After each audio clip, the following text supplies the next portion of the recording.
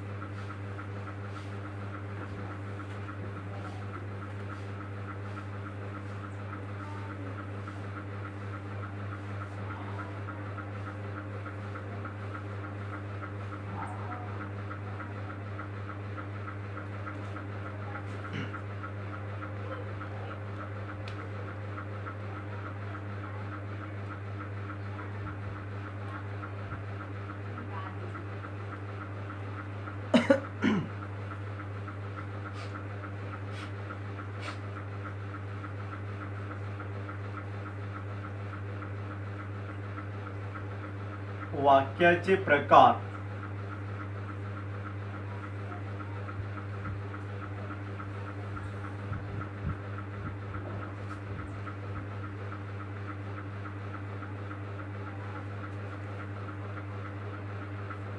वाक्याच्या अर्थावरून पडणारे प्रकार. वाक्याच्या अर्थावरून पडणारे प्रकार.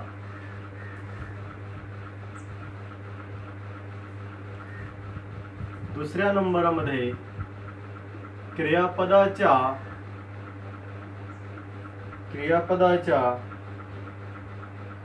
अर्थावरून पडणारे प्रकार. अर्थावरून पडणारे प्रकार. आणि तिसरा जो काही प्रकार आहे, वाक्याच्या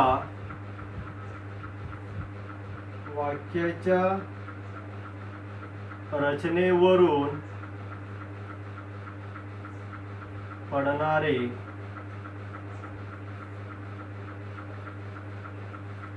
प्रकार.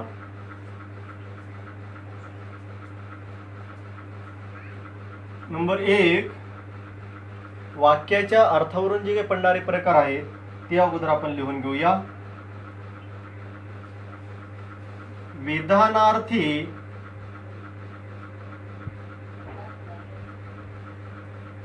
वाक्य.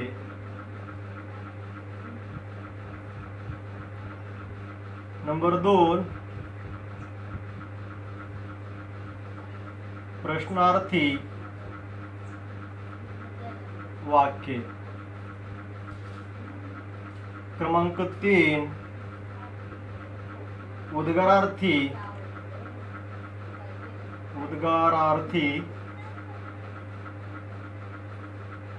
वाक्य.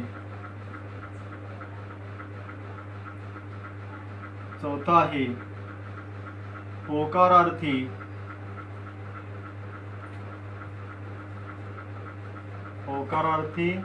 वाक्य. क्रमांक 5, नकारार्थी वाक्य.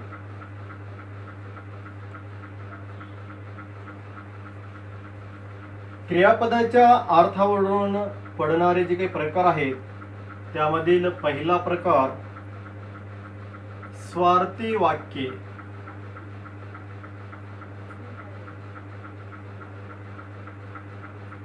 नंबर 2, आज्ञार्थी वाक्य.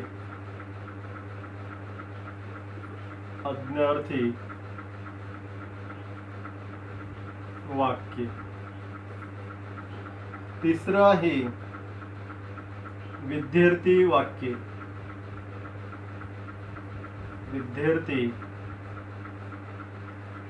वाक्य. चौथं आहे संकेतार्थी वाक्य. संकेतार्थी वाक्य. वाक्याच्या रचनेवरून पडणारे जे काही प्रकार आहेत त्यामध्ये क्रमांक 1 केवल वाक्य. केवल वाक्य. नंबर 2 संयुक्त वाक्य. संयुक्त वाक्य. आणि नंबर 3 मिश्र वाक्य. मिश्र वाक्य.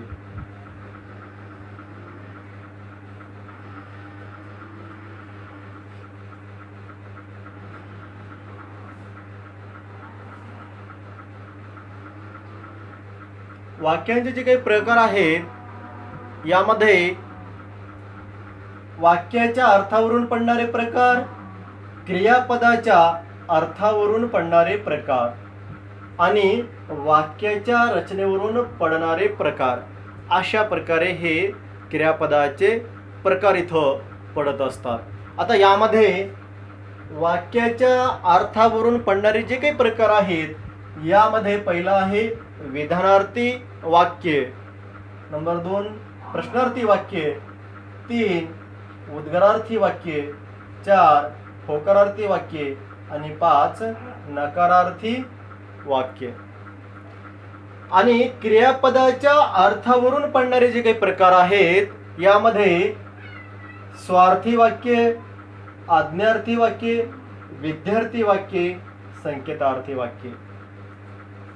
म्हणजे वाक्याच्या अर्थावरून पडणारे प्रकार जे आहेत ते 5 प्रकार, क्रियापदाच्या अर्थावरून पडणारे जे प्रकार आहेत ते 4 प्रकार आणि वाक्याच्या रचनेवरून पडणारे प्रकारापैकी प्रथम आहे केवल वाक्य, संयुक्त वाक्य आणि त्यानंतर मिश्र वाक्य.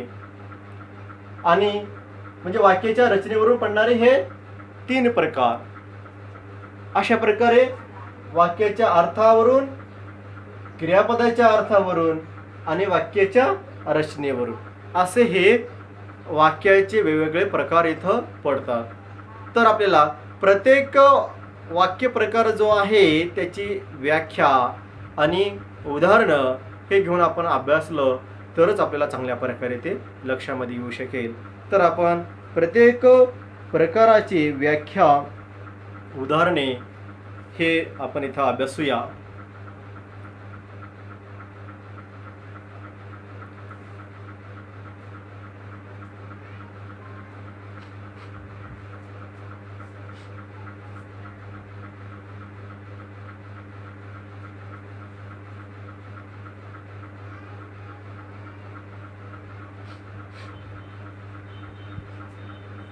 वाक्याच्या अर्थावरून पडणारे जे प्रकार आहेत त्यापैकी पहिला जो आहे विधानार्थी वाक्य, हा प्रकार आपण अगोदर अभ्यासूया. आता विधानार्थी वाक्य म्हणजेच काय, तर त्या वाक्यामध्ये एक विधान असतं, एक सरळ सरळ वाक्य म्हणलं तर एक विधान असतं आणि त्याच्यातून एक अर्थ प्राप्त होतो, अशा प्रकारचं विधानार्थी वाक्य. विधानार्थी वाक्याची व्याख्या लिहा. ज्या वाक्यावरून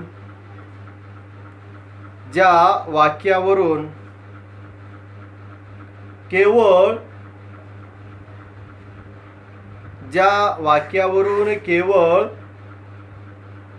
काळाचा बोध होतो, काळाचा बोध होतो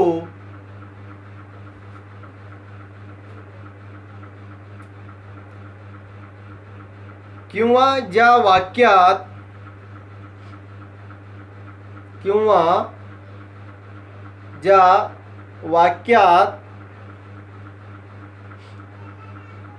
केवळ विधान केलेले असते, केवळ विधान केलेले असते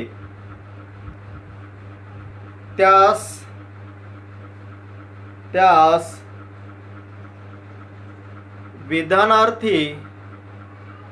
विधानार्थी वाक्य असे म्हणतात. ज्या वाक्यावरून केवळ काळाचा बोध होतो किंवा ज्या वाक्यात केवळ विधान केलेले असते त्यास विधानार्थी वाक्य असे म्हणतात. आता विधानार्थी वाक्य म्हणजेच काय, तर त्या वाक्यावरून फक्त काळाचा बोध होतो किंवा एक विधान केलेलं असतं, असं ज्या वाक्यामधून आपल्याला अर्थ प्राप्त होतो त्या वाक्यास आपण विधानार्थी वाक्य असे म्हणतो. आपण विधानार्थी वाक्याचे काही उदाहरणं आपण इथं लिहून घेऊया. उदाहरणामध्ये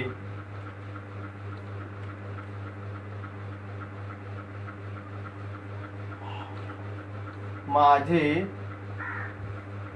वडील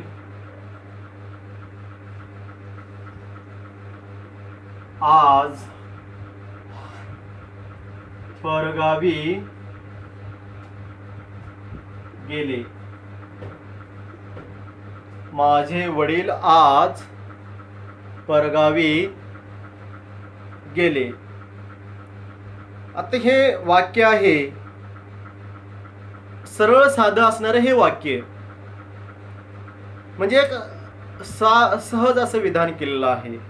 आणि माझे वडील आज परगावी गेले, सरळ साधं असणारं असं हे वाक्य, एक विधान केलेलं जे वाक्य असतं त्याला विधानार्थी वाक्य असं म्हणतात. किंवा त्या वाक्यामधून फक्त काळाचाच असा बोध होतो आणि सरळ आणि साधं असं वाक्य असेल अशा वाक्याला आपण विधानार्थी वाक्य असं आपण म्हणतो.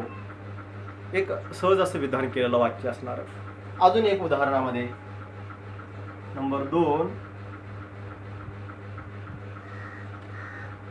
8 पाट नगर होते.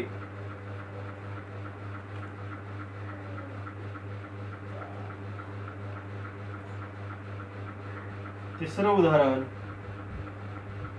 नगरात एक राजा होता. आता हे उदाहरण बघा. 8 पाट नगर होते, नगरात एक राजा होता असं आहे. आता यामध्ये सहज आणि साधे असं रचना आहे. यामध्ये सहज काळाचा असा फक्त बोध होतो किंवा विधान केलेलं असतं. 8 पाट नगर होते अशा प्रकारचे, म्हणजे एखादी आपण मराठी स्टोरी वगैरे ऐकत असताना, वाचन करत असताना अशा प्रकारची रचना ही आपण कधी कधी वाचत असतो किंवा ऐकत असतो. नगरात एक राजा होता, म्हणजे असं सहज असं विधान केलेलं आहे. अशा प्रकारची जी काही रचना असेल त्यास आपण विधानार्थी वाक्य असे म्हणतो. आता एक महत्त्वाचा एक पॉइंट लिहून घ्या खालच्या ओळीमध्ये. या वाक्यांना साधे वाक्य, या वाक्यांना साधे वाक्य तसेच स्वार्थी वाक्य म्हटले जाते. म्हणजे जे विधानार्थी वाक्य आहे त्यास साधे वाक्यही किंवा स्वार्थी वाक्यही म्हटलं जातं. हे अशा प्रकारचे असणारे वाक्यरचना. यानंतरचा जो काही वाक्याचा प्रकार आहे तोही प्रकार आपण इथं अभ्यासायचा आहे. तो आहे दुसरा प्रकार, म्हणजेच प्रश्नार्थी वाक्य.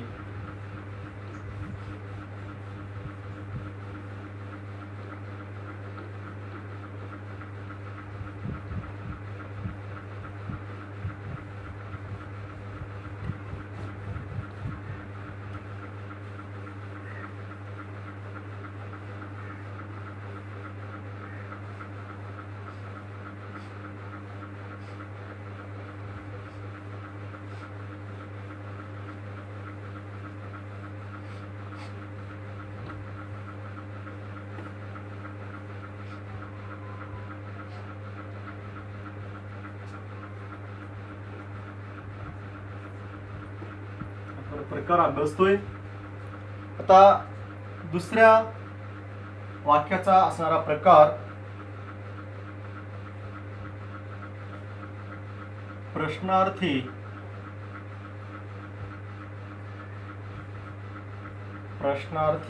वाक्य. प्रश्नार्थी वाक्य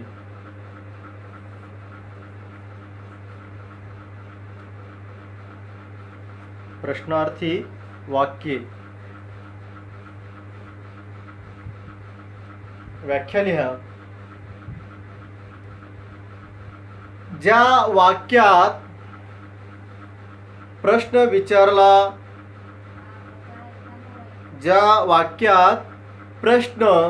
विचारलेला असतो त्यास प्रश्नार्थी वाक्य असे म्हणतात. ज्या वाक्यात प्रश्न विचारलेला असतो त्यास प्रश्नार्थी वाक्य असे म्हणतात. प्रश्नार्थक वाक्य किंवा प्रश्नार्थी वाक्य म्हणजेच काय, ज्या वाक्यामध्ये प्रश्न विचारलेला असतो त्यास आपण प्रश्नार्थी वाक्य असं म्हणतो किंवा प्रश्नार्थक वाक्य असं आपण म्हणतो. उदाहरणामध्ये उदाहरण क्रमांक 1.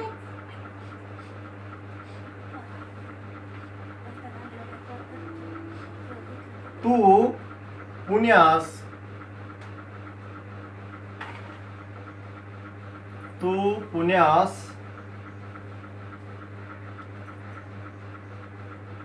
केव्हा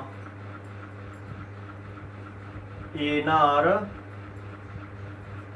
आहेस.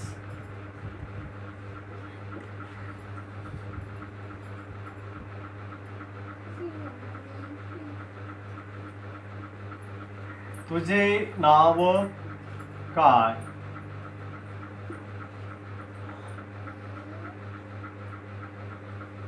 किंवा तुम्ही कुठून आलात.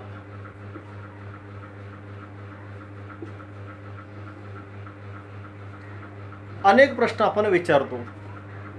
म्हणजे वाक्यामध्ये प्रश्न विचारलेला असतो त्यास आपण प्रश्नार्थी वाक्य असे आपण म्हणतो. तू पुण्यास केव्हा येणार आहेस. तुझे नाव काय. तुम्ही कुठून आलात. अशा प्रकारचे अनेक प्रकारचे आपण प्रश्न जे काही विचारतो ते सर्व प्रश्नार्थी वाक्य आहेत. किंवा माझे पुस्तक केव्हा देणार आहेस. किंवा अनेक प्रकारचे अजून प्रश्न आपण समजा ते विचारलेले जे काही प्रश्न असतील ते सर्व प्रश्नार्थक वाक्याचे प्रकार आहेत किंवा प्रश्नार्थक वाक्याचे उदाहरणं आहेत.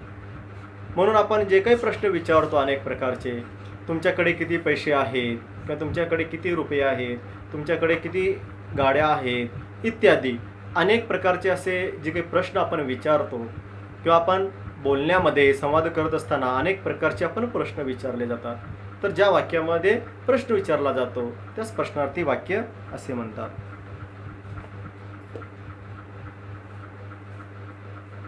नंतरचा प्रश्नार्थक वाक्याच्या नंतरचा जो काही प्रकार आहे तो प्रकार हे आपल्याला इथं अभ्यासायचं आहे.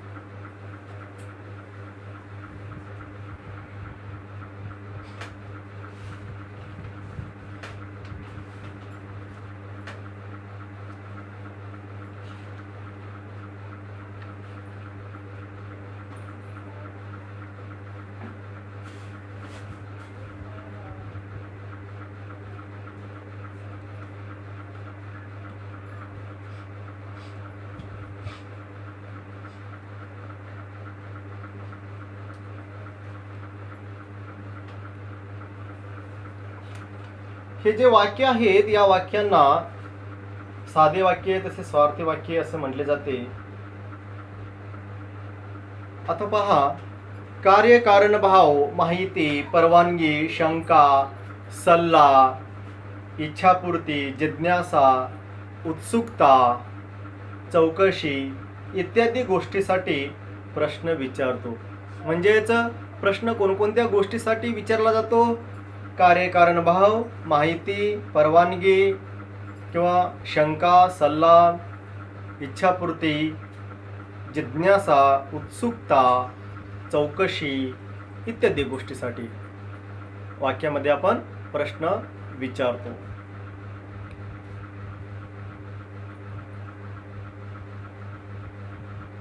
आता जे काही प्रश्नार्थी वाक्ये आणि विधानार्थी वाक्ये हे दोन वाक्याचे प्रकार आपण इथं अभ्यासलेला आहे. विधानार्थी वाक्य आणि प्रश्नार्थी वाक्य.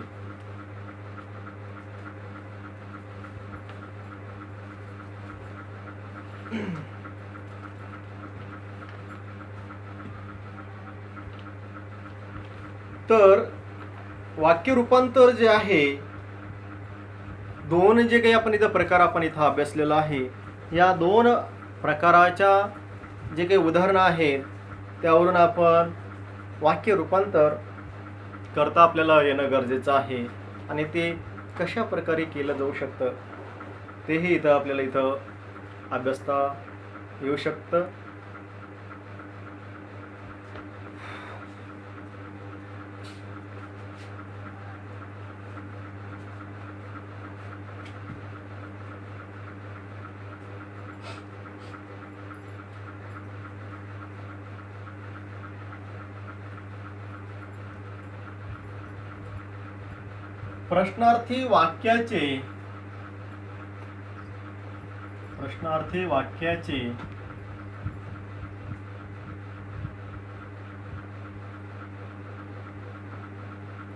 प्रश्नार्थी वाक्याचे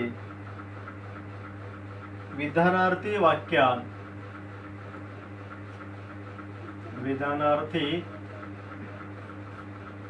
वाक्यात रूपांतर.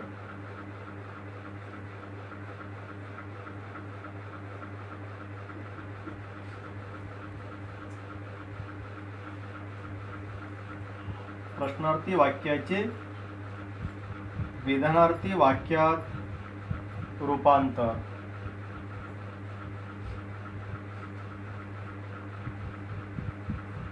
उदाहरण नंबर 1.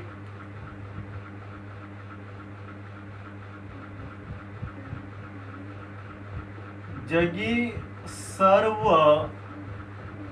सुखी असा कोण आहे?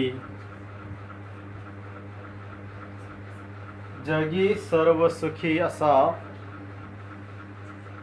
कोण आहे? हे प्रश्नार्थी वाक्य आहे.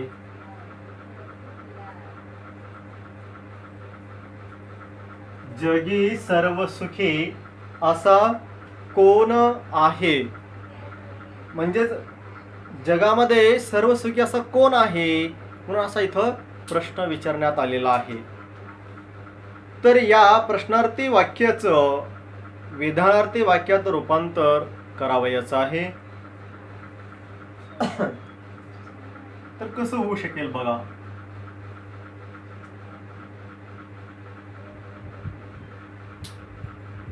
जगी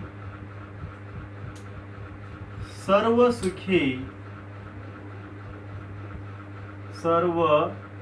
सुखी असा कोणीही नाही.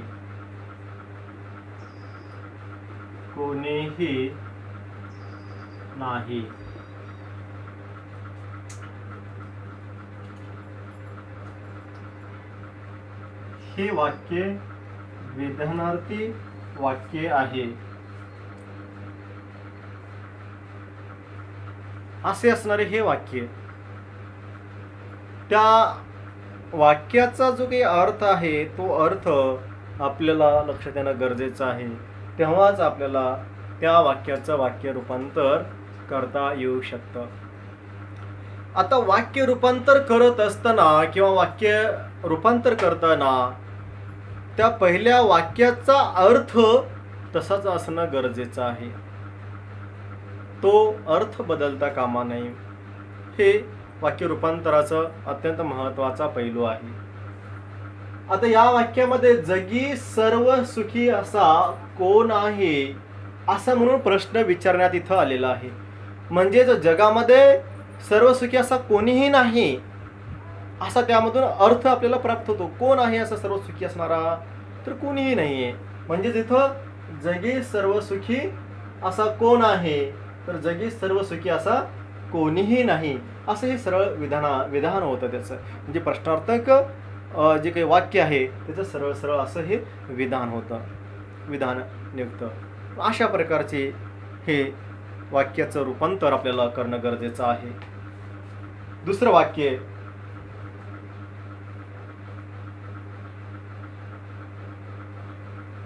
पण लक्षात कोण घेतो? कोण घेतो? प्रश्नार्थक वाक्य, पण लक्षात कोण घेतो?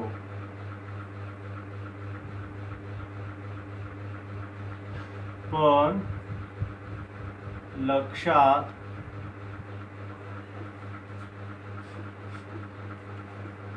कोणीही घेत नाही.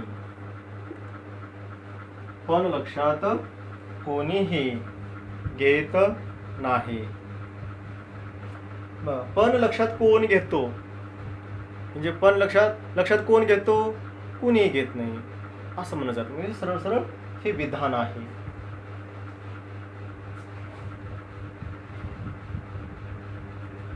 तिसरं उदाहरण, जुन्या बाजारात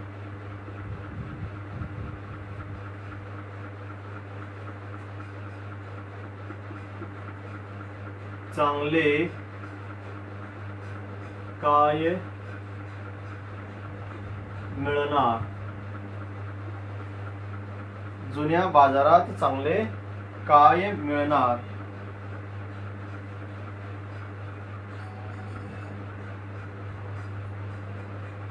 जुन्या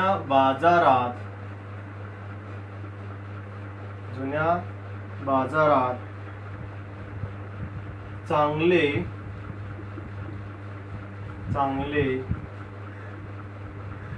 काहीही मिळणार नाही.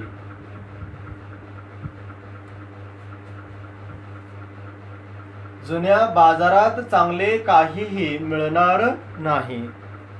वाक्य कसं आहे? जुन्या बाजारात चांगले काय मिळणार आणि जुन्या बाजारात चांगले काहीही मिळणार नाही हे विधानार्थी वाक्य आहे. म्हणजे जुन्या बाजारात चांगले काय मिळणार का किंवा जुन्या बाजारात चांगले काय मिळणार असा इथं प्रश्न विचारण्यात आलेला आहे. तर जुन्या बाजारात चांगले काहीही मिळणार नाही असा या ठिकाणी याचा अर्थ होतो किंवा हे विधानार्थी वाक्य निर्माण होतं.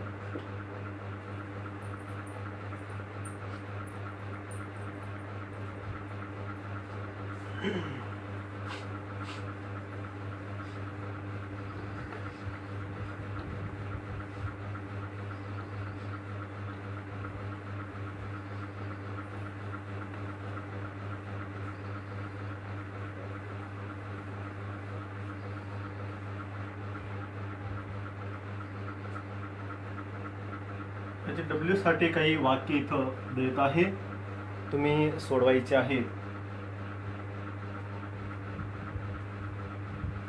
10,000 रुपये ही काय छोटी रक्कम आहे?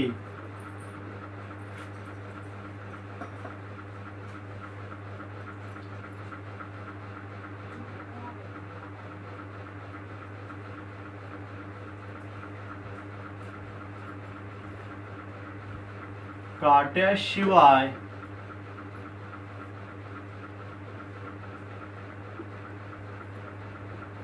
गुलाब कधी सापडेल काय? सापडेल काय? आता हे जे दोन वाक्य आहेत हे तुम्हाला होमवर्कसाठी देण्यात आलेले हे दोन वाक्य आहेत. तुम्ही या दोन्ही वाक्याचं रूपांतर करायचं आहे. म्हणजे हे प्रश्नार्थक आहे तर विधानार्थी विधान किंवा विधानार्थक वाक्यामध्ये याचं रूपांतर करावयाचं आहे. बऱ्याच वेळेस त्या प्रश्नार्थी वाक्यामध्ये किंवा त्या वाक्यामध्येच त्याचा अर्थ दडलेला असतो. तो अर्थ आपल्या लक्षात आल्यानंतर वाक्य रूपांतर करायला आपल्याला सोपं जाऊ शकतं. म्हणून वाक्य हे लक्षपूर्वक वाचायचं आहे, समजून घेऊन वाचायचं आहे. तर आपल्याला त्याचं वाक्य रूपांतर करायला सहज सोपं जाऊ शकतं. धन्यवाद.